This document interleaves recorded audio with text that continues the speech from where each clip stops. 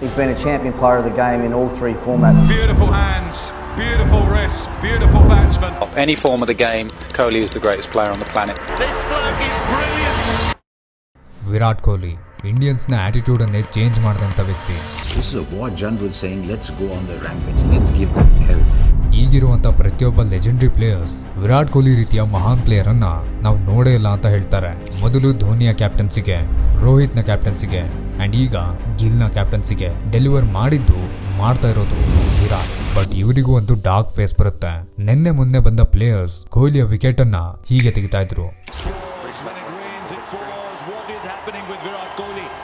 Situation ಹೇಗಾಗುತ್ತಂದ್ರೆ seniors ಅಂತೂ team ನಲ್ಲಿ ಅವ್ರನ್ನ ನೋಡೋಕ್ ಇಷ್ಟಪಡಲ್ಲ. अश्विन का वर्ल्ड नंबर 2 गेंदबाज अगर टेस्ट मैच में बाहर बिठा सकते हो तो वर्ल्ड का नंबर 1 प्लेयर भी बाहर बैठ सकता है. 18 ವರ್ಷದ ತನಕ ಟ್ರೋಲಿಂಗ್ ಫೇಸ್ ಮಾಡ್ಬೇಕಾಗುತ್ತೆ. ಬಟ್ ಇದಕ್ಕೆಲ್ಲ ವಿರಾಟ್ ಹೇಗೆ ಆನ್ಸರ್ ಮಾಡಿದ್ರು, ಏನೇನ್ ಟ್ರೈ ಮಾಡಿದ್ರು, ಆ ಒಂದು ಕನ್ನಡಿ ಮುಂದೆ ನಿಂತಾಗ ಅಂಥದ್ದೇನ್ ಬದಲಾಯ್ತು ಬನ್ನಿ ನೋಡೋಣ.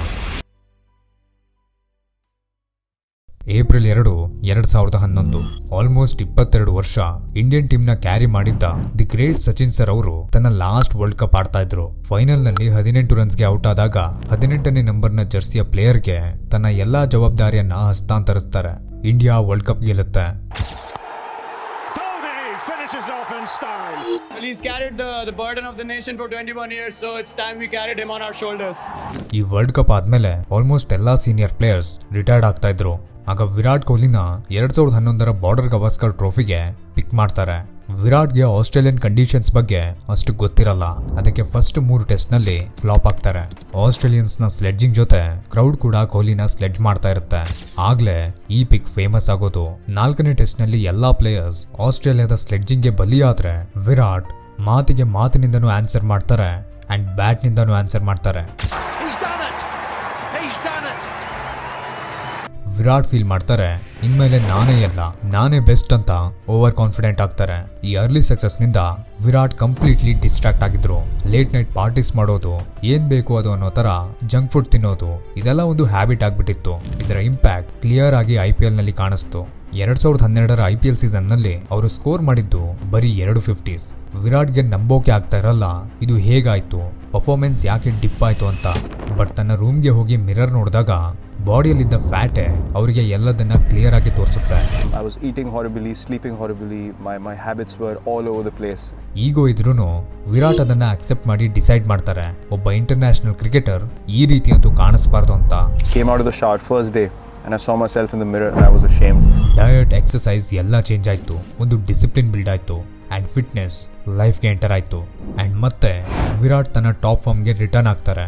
ಮತ್ತೆ ರೆಕಾರ್ಡ್ಸ್ ಬ್ರೇಕ್ ಆಗ್ತಾ ಹೋಗುತ್ತೆ. ಫಿಸಿಕಲಿ ಫಿಟ್ ಆಗಿದ್ದ ವಿರಾಟ್ ಮೆಂಟಲಿ ಸೂಪರ್ ಸ್ಟ್ರಾಂಗ್ ಆಗಿದ್ದು 2014-15 ಆಸ್ಟ್ರೇಲಿಯಾ ಸೀರೀಸ್ ಸ್ಟಾರ್ಟ್ ಆಗೋಕ್ಕೂ ಮುಂಚೆ ವಿರಾಟ್ ನೆಟ್ಸ್ ನಲ್ಲಿ ಪ್ರಾಕ್ಟೀಸ್ ಮಾಡುವಾಗ ಒಂದು ಸ್ಪೆಷಲ್ ಥಿಂಗ್ ನ ಮಾಡ್ತಾರೆ.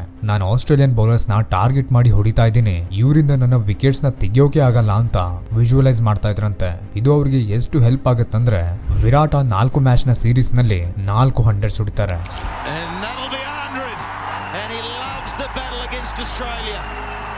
ಆಗ ಪೀಕ್ ಫಾರ್ಮ್ ನಲ್ಲಿದ್ದ ಮಿಚೆಲ್ ಜಾನ್ಸನ್ ನ ಯಾವುದೋ ಆರ್ಡಿನರಿ ಬೌಲರ್ ನ ರೀತಿ ಟ್ರೀಟ್ ಮಾಡ್ತಾರೆ.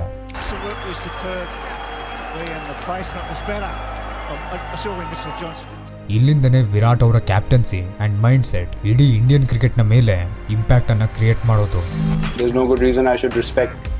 Someone unnecessarily if they are not. ವಿರಾಟ್ಗೆ ಟೆಸ್ಟ್ ಕ್ಯಾಪ್ಟನ್ಸಿ ಸಿಕ್ಕಿದಾಗ ಇಂಡಿಯಾದ ranking 7th place. But within 2 years Virat Indian team ಅನ್ನ ನಂಬರ್ 1 ಪೊಸಿಷನ್ಗೆ ತಗೊಂಡೋಗ್ತಾರೆ.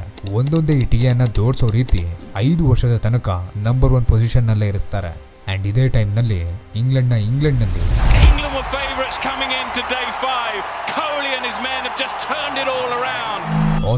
ಆಸ್ಟ್ರೇಲಿಯಾದಲ್ಲಿ ಅವರ ಸಾಮ್ರಾಜ್ಯನ ಅವರ ಕಣ್ಣು ಮುಂದೆನೆ ಧ್ವಸ್ತ ಮಾಡಿದ್ದು.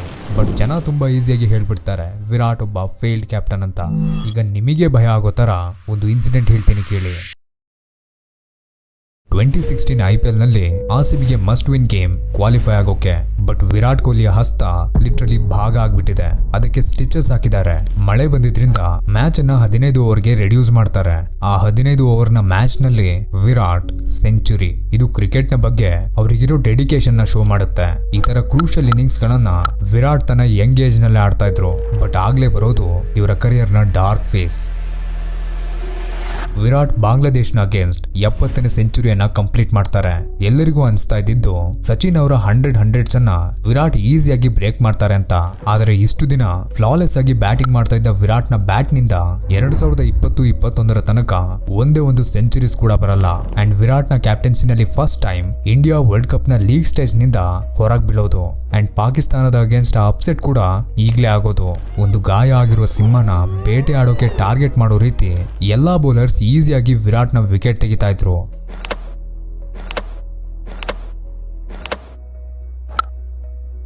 ಕೆಲವರು ಹೇಳಿದ್ರು ವಿರಾಟ್ ನ ಸೆಲೆಕ್ಟ್ ಮಾಡಿದ್ದೆ ತಪ್ಪು, ಸುಮ್ನೆ ಅವ್ರನ್ನ ಡ್ರಾಪ್ ಮಾಡಿ ಅಂತ.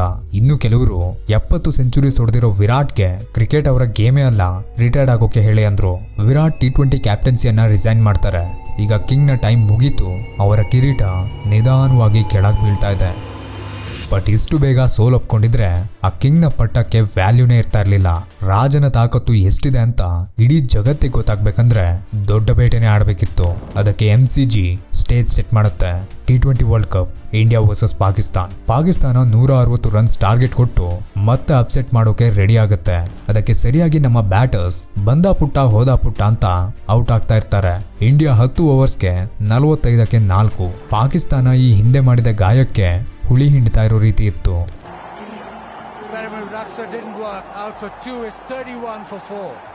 ಟೀಮ್ನ ದಡ ತಲುಪಿಸೋ ಜವಾಬ್ದಾರಿ ಅಂಡ್ 150 ಕೋಟಿ ಜನರ ಹೋಪ್ ಆ ಔಟ್ ಆಫ್ ಫಾರ್ಮ್ ಆಗಿರೋ ಪ್ಲೇಯರ್ನ ಮೇಲಿತ್ತು.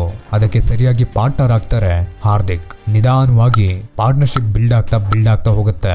ಮ್ಯಾಚ್ ನ ಹೇಗೋ ದಡದ ಹತ್ರ ತರ್ತಾರೆ. ಆದ್ರೆ ಲಾಸ್ಟ್ ನಲ್ಲಿ 8 ಬಾಲ್ಸ್ಗೆ 28. India ಗೆಲ್ಲುವಂತ chance 3.1%. ಆಗ ಬರುತ್ತೆ ಕ್ರಿಕೆಟ್ ನ ಸೈನ್ಸ್, ಲಾಜಿಕ್ ಎಲ್ಲದನ್ನ ಮುರಿದಾಕುವಂತ ಈ ಶಾಟ್.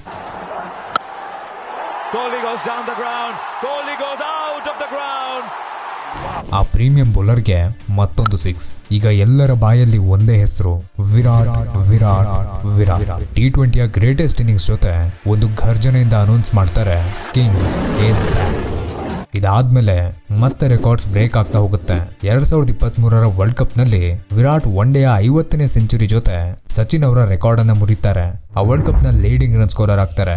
ಬಟ್ ಅನ್ಫಾರ್ಚುನೇಟ್ಲಿ ಆ ವರ್ಲ್ಡ್ ಕಪ್ ಇಂಡಿಯಾ ಸೋಲುತ್ತೆ. ಆದ್ರೆ 2024ರ T20 ವರ್ಲ್ಡ್ ಕಪ್ ಫೈನಲ್ ನಲ್ಲಿ ವಿರಾಟ್ ನ ಇನ್ನಿಂಗ್ಸ್ ಅಂತೂ ಎಲ್ಲರಿಗೂ ನೆನಪಿದೆ. ಆ T20 ವರ್ಲ್ಡ್ ಕಪ್ ಗೆದ್ದು T20 ಫಾರ್ಮ್ಯಾಟ್ಗೆ ರಿಟೈರ್ಮೆಂಟ್ ಅನೌನ್ಸ್ ಮಾಡ್ತಾರೆ. This was going to be my last T20 World Cup playing for India. It's time for the next generation to take over. Virat ಹತ್ರ ಎಲ್ಲಾ ಟ್ರೋಫೀಸ್ ಇತ್ತು, ಆದ್ರೆ ಈ ಒಂದು ಟ್ರೋಫಿ ಇರ್ಲಿಲ್ಲ. ಆದ್ರೂ 18 ವರ್ಷದ ತನಕ ಒಂದೇ ಟೀಮ್ಗೆ ಲಾಯಲ್ಟಿ ತೋರಿಸ್ತಾರೆ. ಅದಕ್ಕೆ ದೇವ್ರು ಕೂಡ ಚೆನ್ನಾಗಿ ಟೆಸ್ಟ್ ಮಾಡಿ ಒಂದು ರಿವಾರ್ಡ್ ಕೊಡ್ತಾರೆ. 18 ವರ್ಷದ ನಂತರ 18ನೇ ಸೀಸನ್ ನಲ್ಲಿ ಜರ್ಸಿ ನಂಬರ್ 18ಕ್ಕೆ ಆ ಟ್ರೋಫಿ ಬಂದು ಸೇರುತ್ತೆ.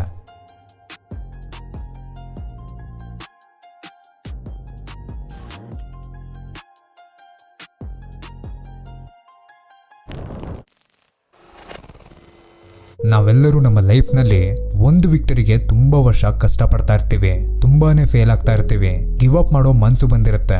ಬಟ್ ಈ ತರದ ಮೂಮೆಂಟ್ಸ್ ಆದಾಗ ಅನ್ಸುತ್ತೆ ಹಾರ್ಡ್ ವರ್ಕ್ ಏನ್ ನಿಜವಾಗ್ಲೂ ರಿವಾರ್ಡ್ ಇದೆ ಅಂತ.